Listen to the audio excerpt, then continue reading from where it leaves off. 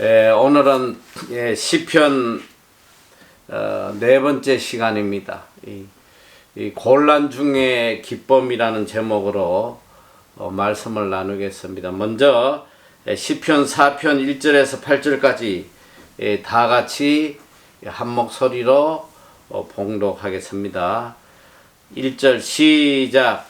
내 의의 하나님이여, 내가 부를 때에 응답하소서. 곤란 중에 나를 너그럽게 하시사오니 나를 긍휼히 여기사 나의 기도를 들으소서. 인생들아, 어느 때까지 나의 영광을 변하여 욕되게 하며 허사를 좋아하고 괴유를 구하겠는고. 여호와께서 자기를 위하여 경건한 자를 택하신 줄 너희가 알지어다. 내가 부를 때에 여호와께서 들으시리로다. 너희는 떨며 범죄치 말지어다. 자리에 누워 신중에 말하고 잠잠할지어다. 의의 제사를 드리고 여호와를 의뢰할지어다. 여러 사람의 말이 우리에게 선을 보일 자 누구뇨 하오니 여호와여, 주의 얼굴을 들어 우리에게 빛이 있어서. 주께서 내 마음에 두신 기쁨은 저희의 곡식과 새 포도주에 풍성할 때보다 더하나이다. 내가 평안히 눕고 자기도 하리니 나를 안전히 거하게 하시는 이는 오직 여호와시니이다. 아멘. 인생을 살아가다 보면 누구나 이 환난을 당할 때가 있습니다. 이 꽃 같은 어려움을 당해도 그 어려움을 대하는 자세에 따라서 그 결과는 너무나 다르게 나타납니다. 이 환난이 왔을 때에 절망하고 좌절하는 사람들에게는 이것이 멸망의 지름길이 되겠지만, 이 환난을 통해서 더 복된 자로 나아가는 이런 두 종류의 사람이 있습니다.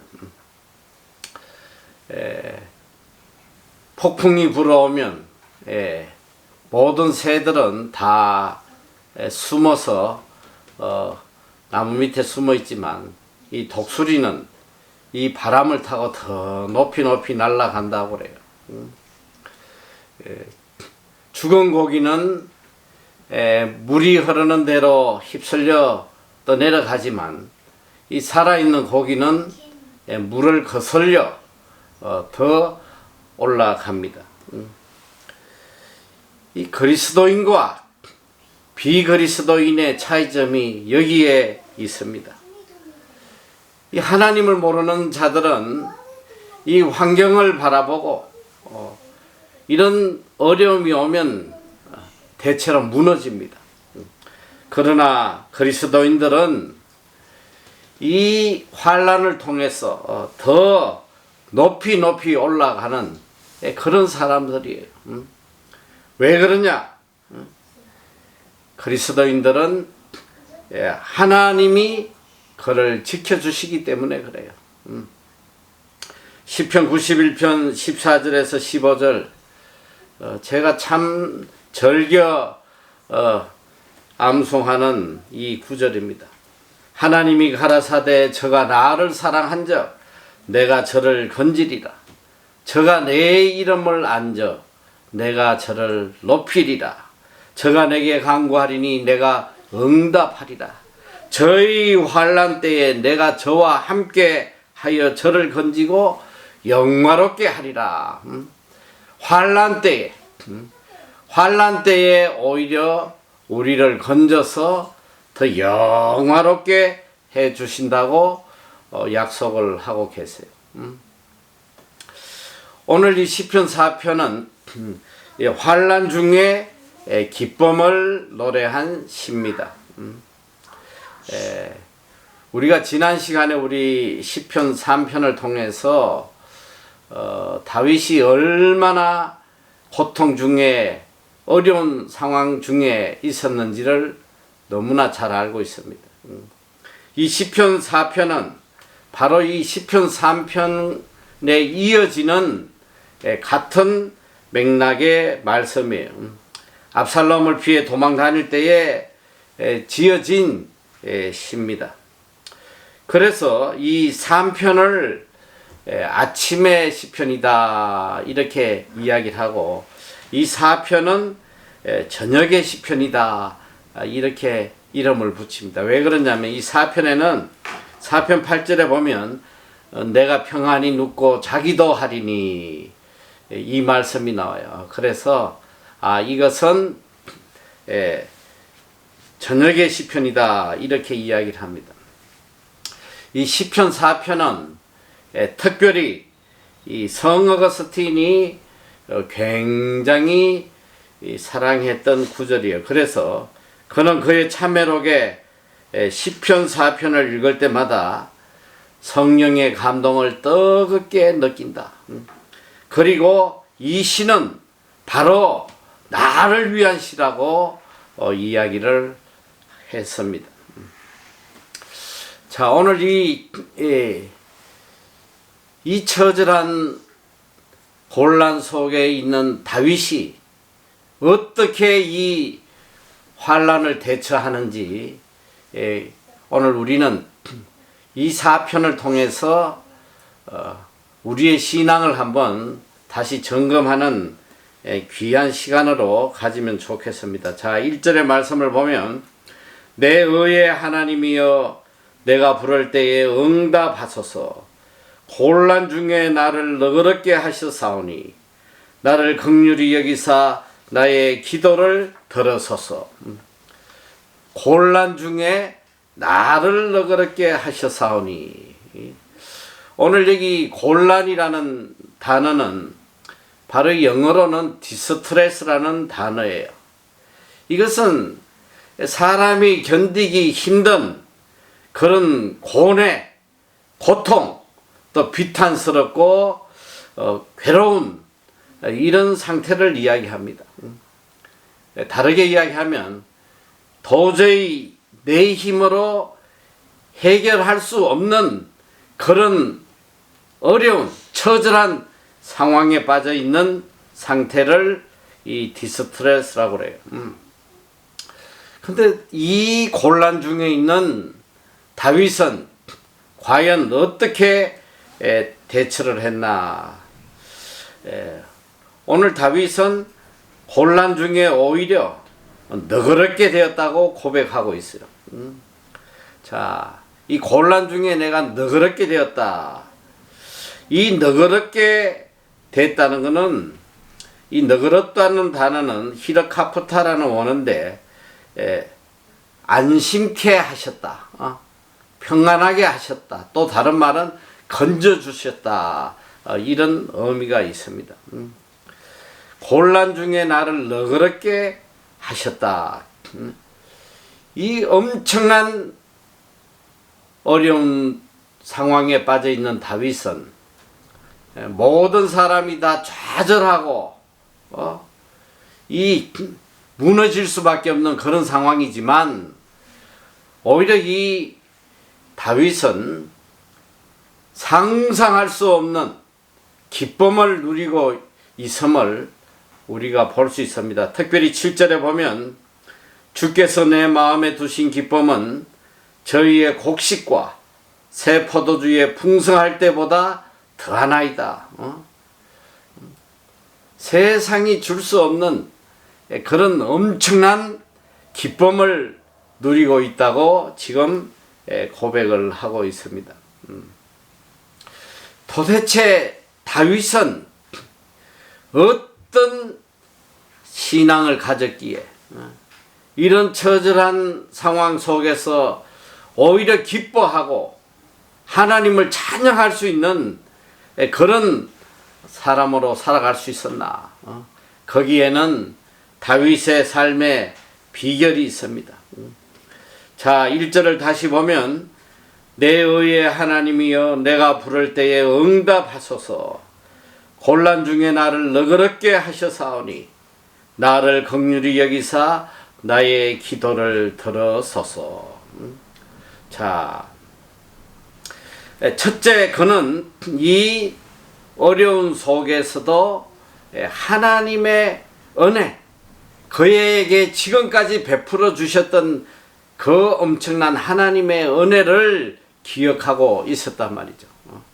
여기 보니까 곤란 중에 나를 너그럽게 하셨다. 이거는 현재예요. 참 과거예요, 과거. 곤란 중에 나를 너그럽게 하셨사오니. 우리 인생이 살아가다 보면 일평생 이런 곤란을 당할 때가 얼마나 많이 있어요.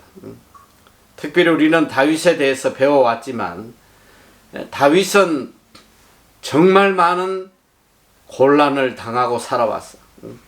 이 아들 압살롬에게 쫓기기 전에도 이미 사울에게 쫓겨서 오랜 시간 동안 그는 죽음의 고비를 수도 없이 넘기며 살아왔습니다. 그는 지금 이런 처절한 어려운 상황에 처해 있었지만은 지금까지 나를 지켜주시고 인도해 주셨던 그 하나님의 은혜를 생각하며 오히려 하나님께 감사하고 있습니다. 이것이 신앙인이에요. 이것이 믿음의 사람이란 말이지. 우리의 삶을 뒤돌아보면 지금까지 하나님의 은혜가 얼마나 컸었는지 상상할 수가 없잖아요. 그 진정한 그리스도인은 오히려 환난 속에, 고통 속에 눈물로 하나님께 감사를 드릴 수 있는 이 사람이 진정한 그리스도인입니다. 그는 이 곤란 속에 제일 먼저 한 것이 하나님께 기도했습니다. 하나님께 간구했어요. 내 의의 하나님이여, 내가 부를 때에 응답하소서. 곤란 중에 나를 너그럽게 하시사오니 나를 긍휼히 여기사 나의 기도를 들어소서.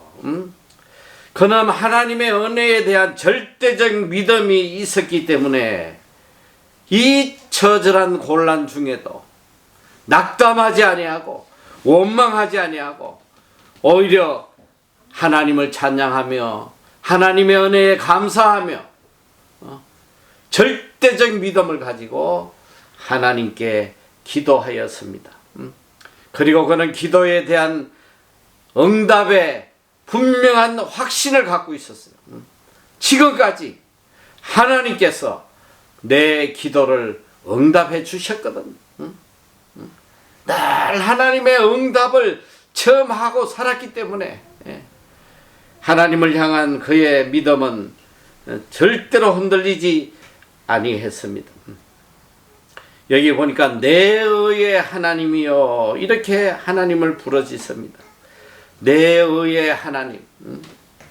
하나님은 지금까지 나에게 의가 되셨고 또 지금까지 하나님께서 나를 의로운 길로 인도해 주셨음을 고백하는 그의 고백입니다. 오늘 이 1절을 보면 다윗에게 하나님은 과연 어떤 분이었는가를 우리가 생생히 깨달을 수 있습니다. 다윗은 하나님을 의의 하나님이라고 고백하고 있습니다. 그리고 둘째로 응답하시는 하나님이라고 고백하고 있어요. 그리고 셋째는 곤란 중에 나를 너그럽게 하시는 하나님이시다라고 이야기하고 있습니다. 그리고 넷째는 나를 긍휼히 여기시는 하나님이시다. 다섯째는 내 기도를 들어주시는 하나님이시다. 이 짧은 한마디에 하나님이 얼마나 위대하시고 얼마나 좋으신 분인지를 그는 이렇게 세밀하게 표현을 하고 있습니다. 오늘 여러분들에게 하나님은 과연 어떤 분이십니까? 여러분에게 과연 하나님은 어떤 분이세요? 이 다윗이 고백하는 이 하나님이 과연 여러분의 하나님이신지 뒤돌아봐야 합니다. 그리고 다윗은 이 곤란 중에 끝까지 하나님 앞에 경건한 삶을 살았습니다. 2절 3절에 보니까 인생들아 어느 때까지 나의 영광을 변하여 욕되게 하며 헛살을 좋아하고 괴유를 구하겠는고. 여호와께서 자기를 위하여 경건한 자를 택하신 줄 너희가 알지어다. 내가 부를 때에 여호와께서 들으시리로다. 자, 오늘 먼저 2절을 보면 인생들아 어느 때까지 나의 영광을 변하여 욕되게 하며 헛살을 좋아하고 괴유를 구하겠는고. 이 말씀은 다윗의 고백을 이야기하는 것이 아니에요. 이 말씀을 계속 이렇게 연구를 하다 보니까 이제 많은 분들이 이 다윗의 현재 상태를 이렇게 많은 사람들이 다윗의 영광을 욕되게 했다 이렇게 이야기를 하고 있는데 그런 뜻은 아니고 오늘 이 2절 말씀은 바로 여호와 하나님의 경고를 그대로 다윗이 기록을 한 것입니다. 그걸 우리가 어떻게 알 수 있냐면 새 번역에는 이 말씀이 이렇게 번역이 되어 있습니다. 너희 높은 자들아 언제까지 내 영광을 욕되게 하려느냐. 언제까지 헛된 일을 좋아하며 거짓 신을 섬기겠느냐. 언제까지 우상을 섬기겠느냐. 이렇게 해석을 하고 있습니다. 자, 오늘 하나님은 어떤 자의 기도를 듣지 않으시는지 이걸 구체적으로 이야기를 하고 계세요.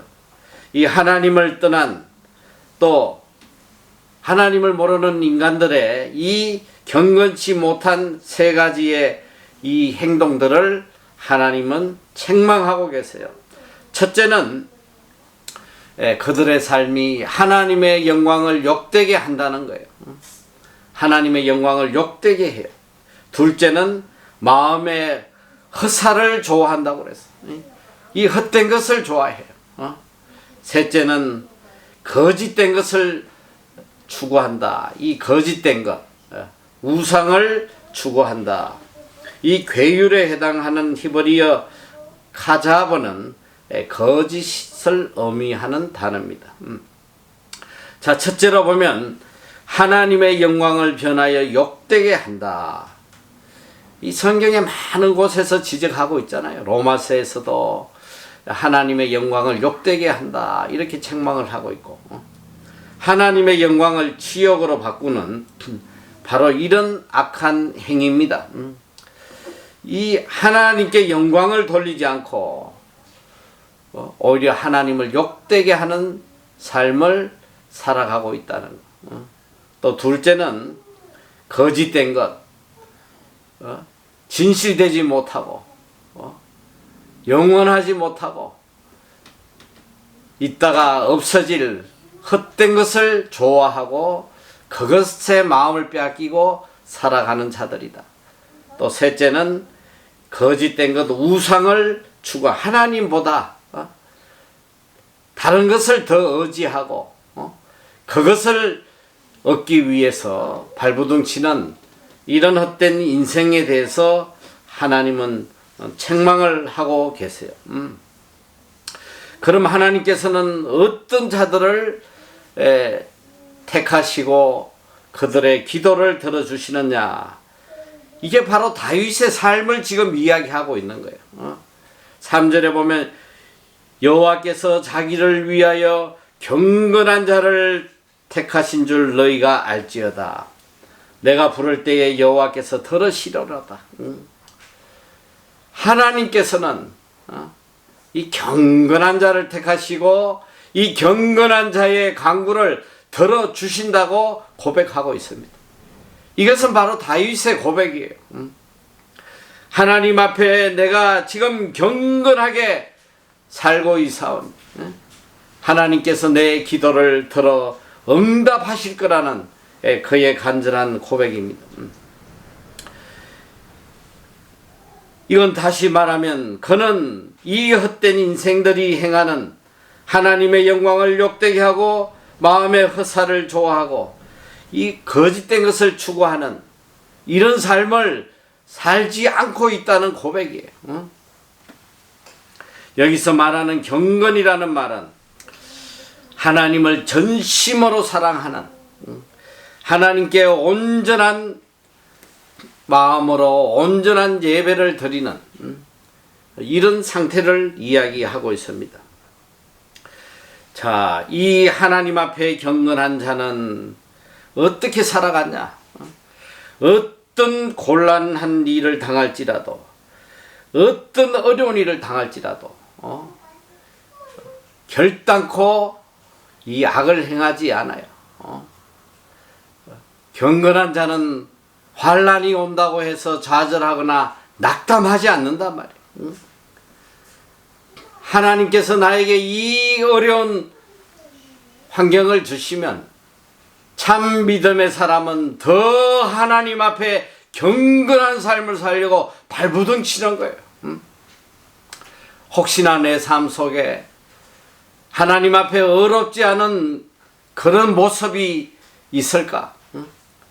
혹시라도 부지 중에라도 내가 하나님을 떠난, 하나님 앞에 아름답지 못한 일이 있을까?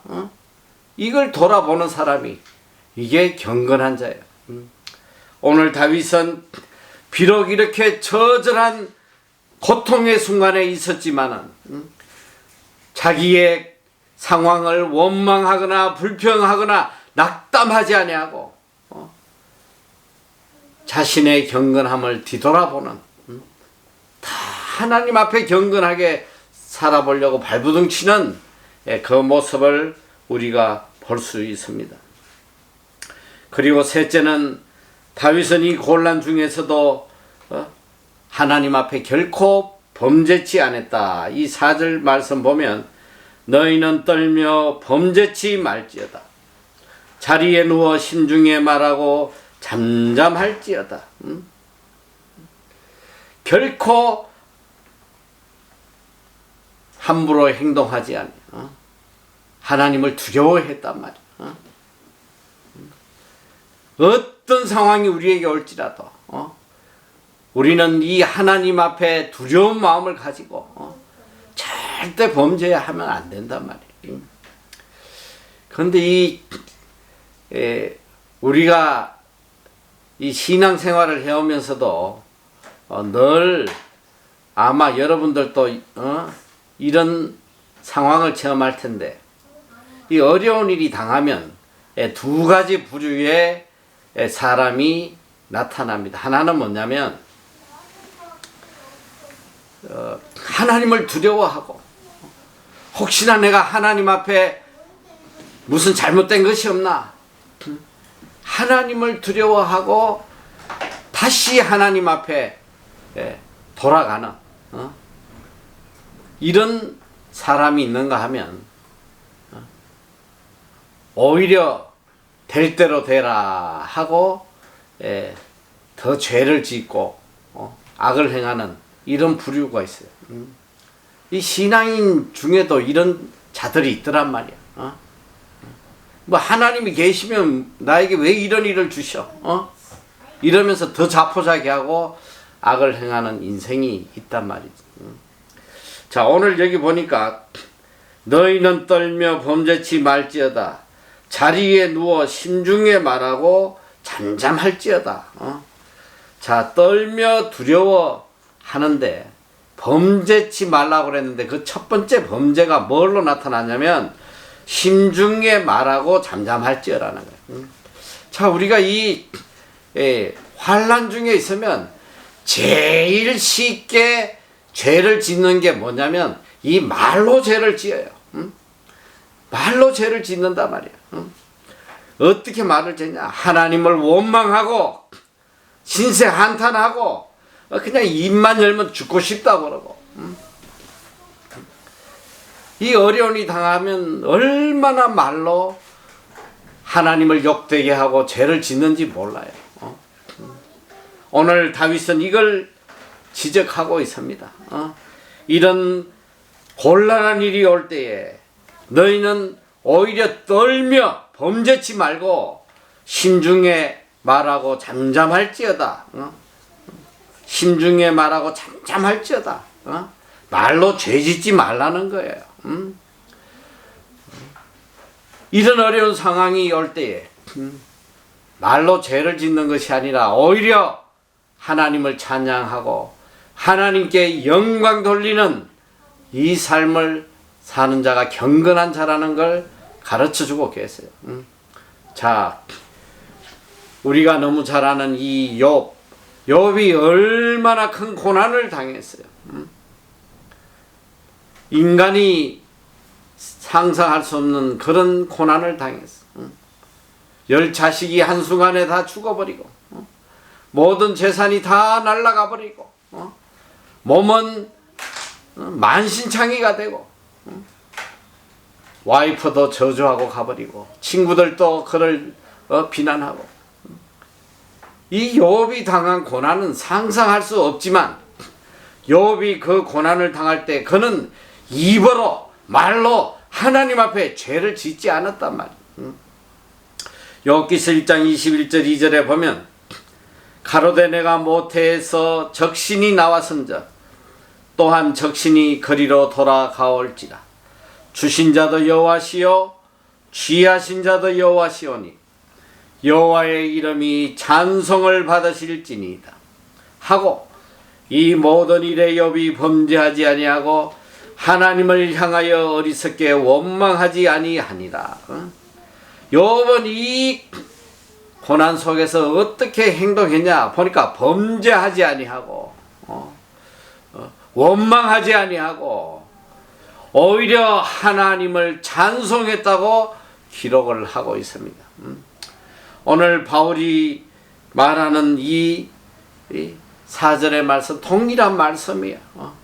믿음의 사람은 어떤 고난의 순간이 오더라도 오히려 하나님 앞에 떨며 범죄치 아니하고 하나님을 찬양하는, 하나님께 영광 돌리는 그 믿음의 삶을 살아야 된다는 것을 가르치고 있습니다.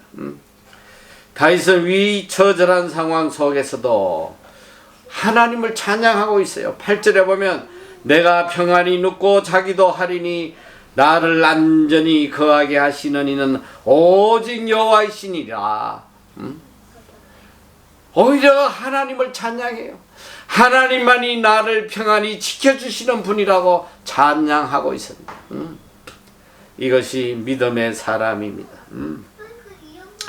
자, 또 5절에 보면 다윗은 이 곤란 중에서 어떻게 했냐? 하나님 앞에 의의 예배를 드렸다고 기록하고 있습니다. 5절에 의의 제사를 드리고 여호와를 의뢰할지어다. 의의 제사를 드리고 여호와를 의뢰할지어다. 믿음이 없는 자들은 곤란을 당하면 자포자기하고 절망에 빠지고 오히려 하나님을 원망하고, 그러나 이 믿음의 사람은 자신을 돌아보며 더 하나님 앞에 경건한 의로운 예배를 드립니다. 다윗은 인생에 소망이 없는 이 처절한 순간에 하나님 앞에 의의 제사를 드렸다고 고백하고 있습니다. 여러분, 여기서 의의 제사란 뭐예요? 그저 형식적으로 습관적으로 드리는 그런 예배를 의의 제사라고 하지 않습니다. 적어도 의의 예배란 내 마음을 찢고 상간심령으로 하나님 앞에 회개하는 이 진실된 예배를 이야기하는 거예요. 이 하나님 앞에 의의 예배를 드린다는 것은 바로 전적으로 하나님을 의뢰하고 신뢰한다는 말입니다. 그리고 이 의의 예배라는 것은 또 다른 말로 의의 예배를 드린다는 것은 내가 일평생 하나님 앞에 의롭게 살겠다는 약속이기도 하고, 또 내가 지금 하나님 앞에 의롭게 살고 있다는 고백이기도 해요. 하나님 앞에 의의 제사를 드리는 삶. 여러분, 예배에 실패하면 그 사람은 인생의 실패자입니다. 소망이 없어요. 예배란 뭐냐? 우리가 하나님께 더 가까이 나아가는 거예요. 우리 삶 속에 환난이 오고 고통이 오면 하나님 앞에 의의 예배를 드리는 이 사람이 하나님의 구원을 받을 수 있는 사람이란 말이죠.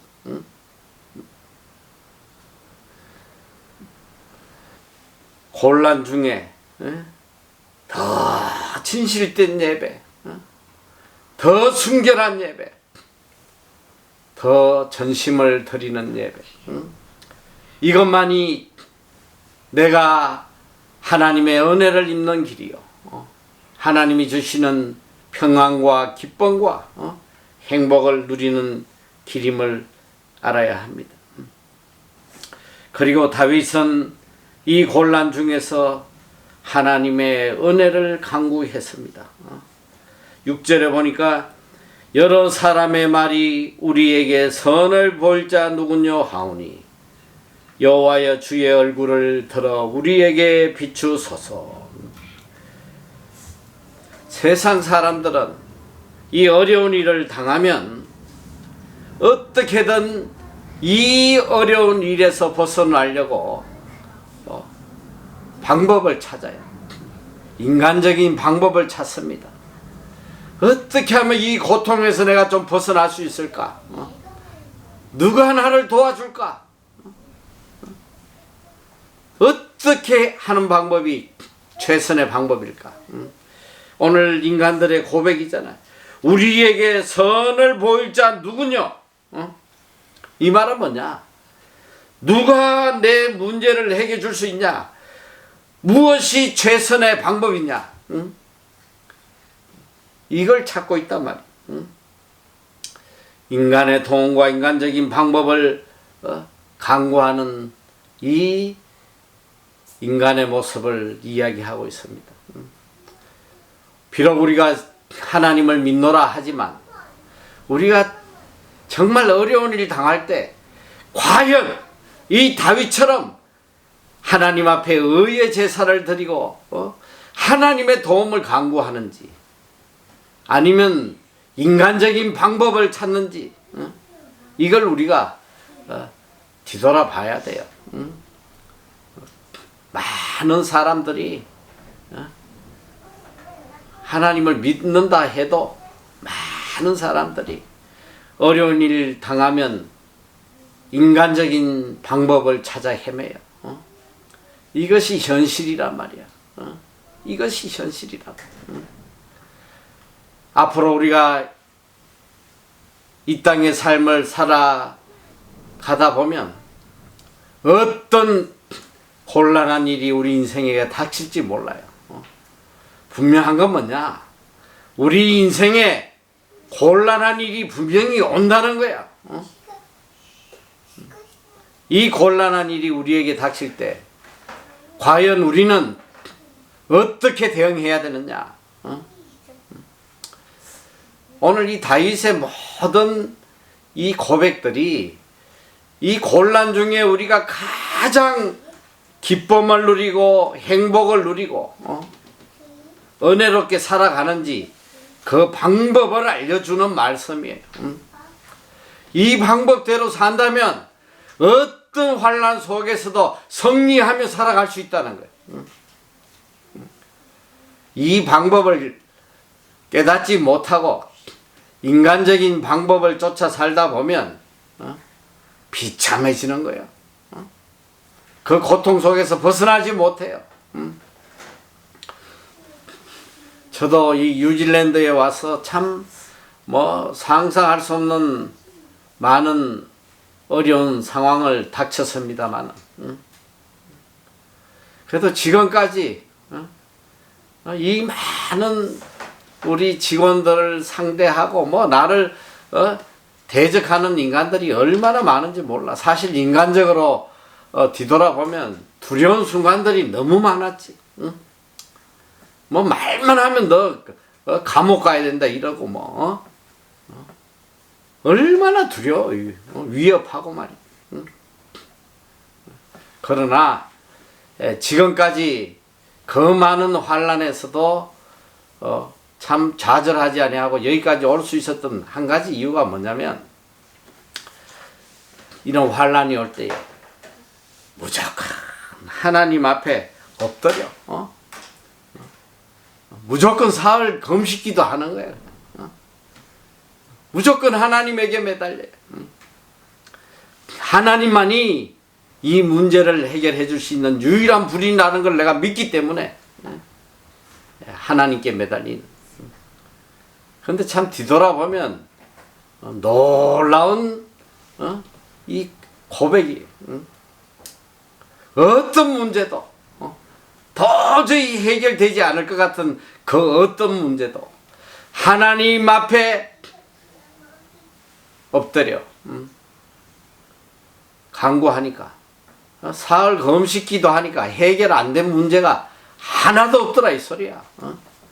언제 이런 일이 일어났는지 정말 아무 일도 없었던 것처럼 다 해결되었어요. 정말 얼마나 이 하나님의 능력이 놀라우신지 몰라요. 자, 오늘 다윗은 또한 고백합니다. 여러 사람의 말이 우리에게 선을 보일 자 누구뇨 하오니 여호와여 주의 얼굴을 들어 우리에게 비추소서. 세상 사람들은 이 문제를 해결할 최선의 방법이 어딨냐? 누가 이 문제를 해결할 거냐? 난리칠 때에 다윗은 정답을 이야기합니다. 여호와여 주의 얼굴을 들어 우리에게 비추소서. 주의 얼굴을 들어 우리에게 비추소서. 여러분이 얼굴을 들어 비추어 달라는 말씀은 민수기 6장 25절 이하에 하나님께서 아론에게, 이 백성들에게 축복의 기도를 할 때 이렇게 기도해라 하고 알려주신 기도문이에요. 민수기 6장 25절 이하에 보면 여호와는 그 얼굴로 내게 비치사 은혜 베푸시기를 원하며 여호와는 그 얼굴을 내게로 향하여 드사 평강 주시기를 원하노라 할지니라. 다윗은 이 기도, 이 하나님이 알려주신 이 기도문을 마음에 새기고 이렇게 하나님께 고백하는 거예요. 여호와여 주의 얼굴을 들어 우리에게 비추소서. 이 말씀은 바로 하나님에게 구원의 은총과 축복을 베풀어 달라는 그의 간절한 고백이기도 합니다. 여러분, 하나님만이 우리에게 복을 내려 주실 수 있는 분이에요. 하나님께 간구해야 돼요. 하나님 주의 얼굴을 들어 우리에게 비추어 주소서. 하나님에게 우리가 이렇게 간구할 수 있다는 거, 이거보다 더 큰 은혜가 어디 있어요? 다윗은 이 곤란 중에서도 하나님이 주신 은혜를 끝없이 찬양을 합니다. 자, 7절에 보니까 주께서 내 마음에 두신 기쁨은 저희의 곡식과 새 포도주에 풍성할 때보다 더하나이다. 이 참 놀라운 고백이지 않아요? 이런 처절한 상황에서 하나님 앞에 이렇게 간절히 간구하면서도 그는 그 내면 속에 솟아오르는 이 기쁨을 주체하지 못해서 하나님을 찬양하고 있습니다. 주께서 내 마음에 두신 기쁨은 저희의 곡식과 새 포도주에 풍성할 때보다 더하나이다. 이 다윗의 기쁨, 이 말씀을 자세히 들여다보면 자, 이 다윗의 기쁨의 근원이 어디 있었냐? 바로 하나님이에요. 그러니까 주께서, 이 기쁨은 주께서 나왔다는 거예요. 하나님께서 주신 기쁨이다. 둘째는 언제 주셨냐?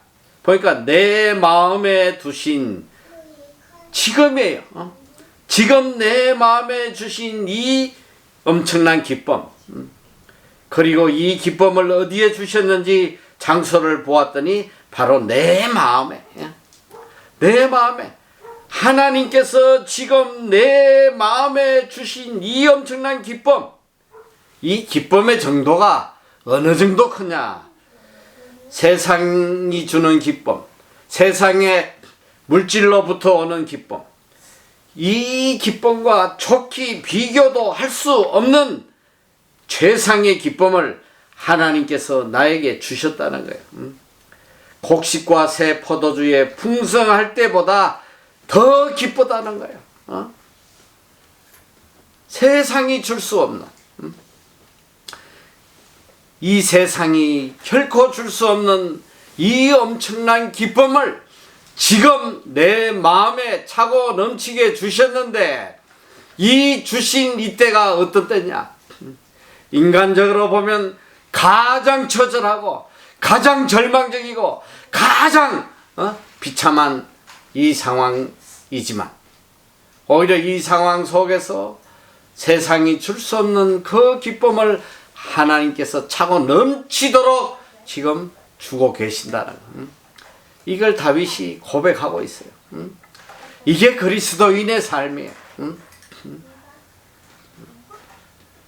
하나님이 우리에게 곤란을 안 주신다, 환난을 안 주신다, 이런 말씀이 아니란 말이에요. 하나님을 믿든 안 믿든 누구나 환난이 와요. 그러나 하나님을 믿는 사람과 하나님을 믿지 않는 자의 차이는 뭐냐? 하나님을 믿는 자에게는 이 환난 중에서도 세상이 줄 수 없는 기쁨과 평안을 차고 넘치게 주시겠다. 이게 하나님의 약속이에요. 오늘 이것이 우리의 고백이 돼야 돼요. 오늘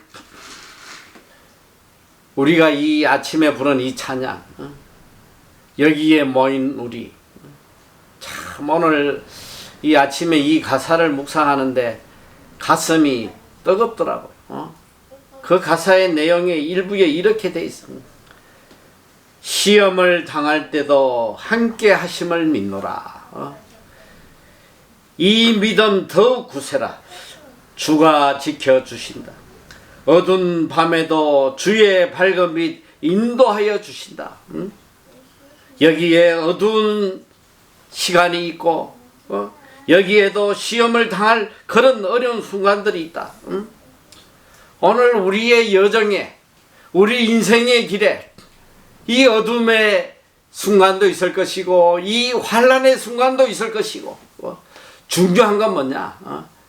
이 상황 속에서도 하나님이 나와 함께 하시고 하나님께서 반드시 밝은 빛으로 우리를 인도하여 주신다. 그러기에 이 믿음을 더욱 굳세게 지켜라. 여러분, 이 가슴에 새겨야 돼요. 일평생 이 하나님을 향한 이 절대적 믿음을 잊어버리면 안 된단 말이에요. 환경이 중요한 게 아니에요. 하나님을 향한 내 믿음이 중요한 거란 말이에요.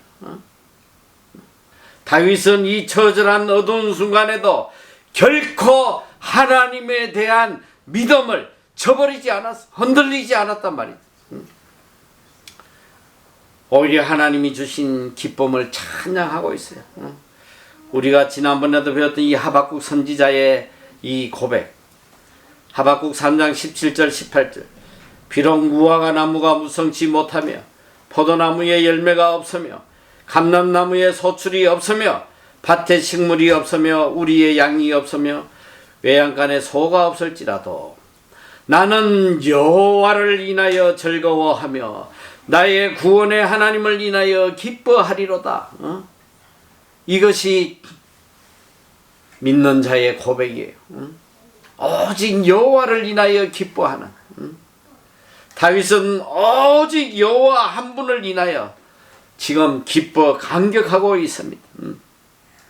다윗은 이런 환난 중에 끝없는 감사를 하고 있습니다. 이 내가 처한 이 어려운 환경보다 이 환경이 주는 고통보다 더 큰 기쁨을 주신 하나님께 감사하고 있단 말이죠. 이 기쁨은 곡식과 세보도주에 풍성할 때보다 더 하다는 이 말씀은 뭐냐? 세상의 풍요로움이 주는 이 기쁨과 비교할 수 없다는 거예요. 우리는 어리석게도 이 세상이 주는 기쁨을 추구하고 살아요. 이 세상의 풍요함의 기쁨, 좀 더 가지면 좀 더 기쁠 것 같고, 좀 더 누릴 수 있을 것 같고, 좀 더 행복할 것 같지만 이것이 잘못된 거라는 걸 깨닫게 해주는 거예요.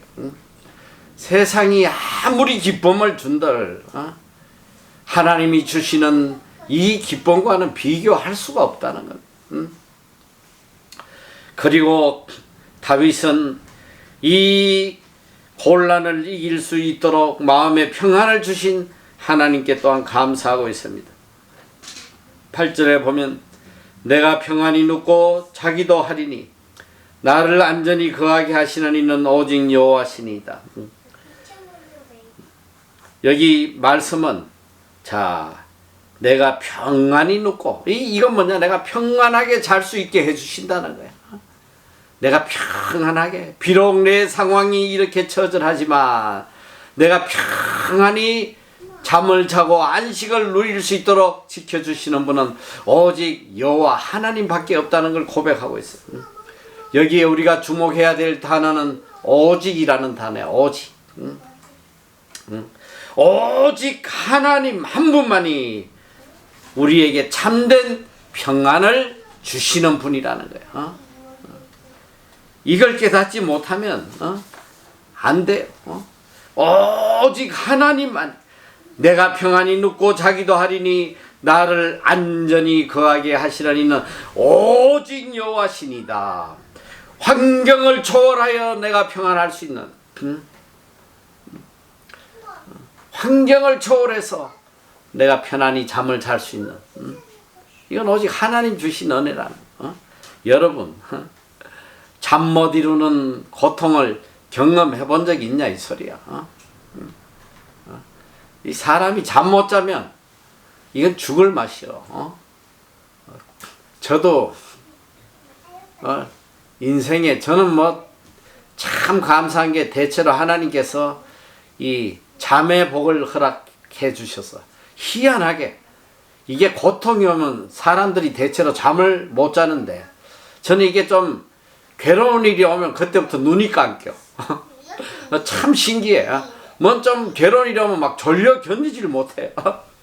그래서 자버리고 나면 언제 그러냐는지 마음이 또 평안해지고. 근데 제가 이제 정말 잠을 못 잔 어려운 순간이 있었어요. 그게 뭐냐면 교통사고를 당해가지고 이 무릎이 박살이 나서 대수술을 했는데 이 허벅지까지 기부술을 해놓으니까 이게 얼마나 고통스러운지 몰라. 그것도 한여름에 말이지. 땀은 나고 하는데 막 가려운데 막 가려워갖고 죽겠는데 이걸 끌거니까 이게 다리는 안 끌히고 그 기부수만 끌고 앉아있으니 사람이 이게 견디질 못하지. 그리고 이 조금만 움직이면 그냥 너무 큰 고통이 오니까 사람이 이렇게 똑바로 누워가지고 몇 분이나 잘 것 같아. 여러분이 똑바로 누워 자는 것 같은데 밤새도록 사람은 움직여요. 그게 안 움직이고 못 잔단 말이지. 조금 눈을 붙였다가 움직이면 그냥 고통이 와가지고 아주 기절을 하니까. 오랜 시간 동안 이 잠을 못 자는데 그 고통이라는 거는 상상이 안 되더라고. 힘들더라고. 여러분, 요즘 이 세상 돌아가는 상황을 보면서 제정신으로 잠을 잘 수 있겠어? 지금 이 한 치 앞도 모르는 이 처절한 상황에 그래도 코 골고 푹 잔다면 이 사람은 두 가지 종류의 사람이에요. 첫째는 하나님에 대한 절대적 믿음을 가진 사람. 또 하나는 좀 모자라는 사람이야. 좀 나사가 빠져가지고 아무 생각이 없는 거야. 그냥 거의 동물적 삶을 사는 거야. 배부르고 하면 그냥 좋아.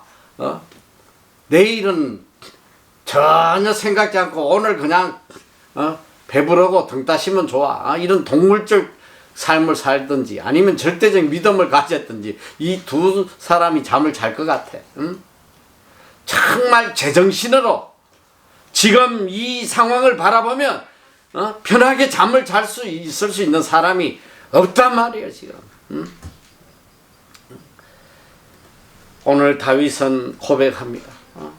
이 압살롬에 쫓겨서 언제 죽을지 모르는 이 처절한 상황에서 그는 고백해요. 내가 평안히 눕고 자기도 하리니 나를 안전히 거하게 하시는 이는 오직 여호와시니라. 아멘. 오직 여호와만이 나를 안전히 거하게 하시는 분이다. 어떤 상황 속에서도 나를 안전하게 평안하게 지켜주실 분은 여호와 하나님 한 분밖에 없다는 거예요. 물질도 아니에요. 백신도 아니란 말이에요. 세상에 그 어떤 것도 나를 안전하게 지켜줄 수 없다는 거. 이걸 깨달아야 돼. 시편 127편의 2절에도 말씀하세요. 너희가 일찍이 일어나고 늦게 누우며 수구의 떡을 먹음이 헛되도다. 그러므로 여호와께서 그 사랑하시는 자에게는 잠을 주시는 도다. 이게 무슨 말씀이야? 너희가 일찍 일어나고 늦게 누우며 수고의 떡을 먹음이 헛되도다. 남들보다 몇 배 애쓰고 노력해도 남들보다 3시간 4시간 새벽에 일어나고 허리가 부서지도록 밤 12시 새벽까지 일을 하고 그렇게 수고하고 애를 써도 그 수고의 떡을 먹음이 다 헛되다. 그거 다 헛된 짓 하고 있다 이 소리야. 내 힘과 내 능력으로 세상을 살아가려고 발부둥 치는 인생의 삶이 얼마나 헛되다는 걸 하나님이 가르쳐주고 계세요. 그런 자의 결과가 뭐냐? 잠을 못 자는 거예요. 잠을 못 자. 첫째는 일하느라고 잠잘 시간이 없어 잠 못 자고 그 다음에 살라고 그냥 오만 염려 다 하다 보니까 잠 못 자고 요즘 참 제일 불쌍한 사람들 이 재벌들 뭐 연예인들 맨날 경찰에 잡혀가잖아. 뭐냐 프로포폴인가 뭐 그거 맞았다고. 요번에도 한 명 그 영화배우 누구야? 걔는 프로포폴 맞았다고 벌금 4천만 원. 또 이재영이는 보니까 지난주에 보니까 뭐 프로포폴 했다고 벌금이 뭐 7천만 원인가 8천인가. 저는 그 사람들 보면 너무너무 불쌍해요. 그거는 좀 정부에서 좀 봐주면 좋겠다 싶은 생각이 들어. 그 왜 맞냐? 잠 한번 자보려고. 도저히 수면제 가지고도 안 되니까. 그 잠 한번 좀 자보려고. 그게 마취제거든, 마취제. 우리가 위 내시경 검사할 때 맞는 그게 프로포폴인데. 그거 맞으면 그냥 깊은 잠에 빠져버려. 얼마나 잠이 자고 싶었습니까?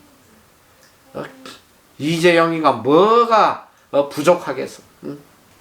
그런데 그 잠 한번 자고 싶었어. 여러분이 너무나 잘 아는 세계적인 팝 가수 마이클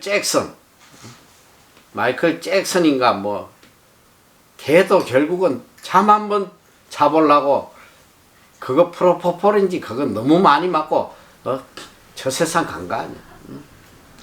여러분 이 잠은 바로 평안을 의미하는 거예요. 하나님께서 어떤 상황 속에서도 너희를 지켜주시고 평안을 주시겠다. 내가 평안히 눕고 자기도 하리니 나를 안전히 거하게 하시는 이는 오직 여호와시니라. 그래서 이게 저녁의 시편이라고 그래. 평안하게 저녁만 되면 평안하게 잘 수 있게 해주시는 분이 하나님이시다. 여러분 우리는 하나님의 사랑과 은혜를 누리는 자로 살아야 돼요. 세상의 것을 누리는 자가 아니라 오직 하나님의 은혜, 하나님의 보호하심, 하나님의 이 사랑을 누리며 상황을 초월해서 기쁨을 누리는 이런 믿음의 사람의 삶을 살아야 돼. 이것이 오늘 다윗의 고백입니다. 이 기쁨을 누리는 여러분 다 되시기를 축원합니다. 기도하겠습니다. 사랑의 하나님 감사합니다.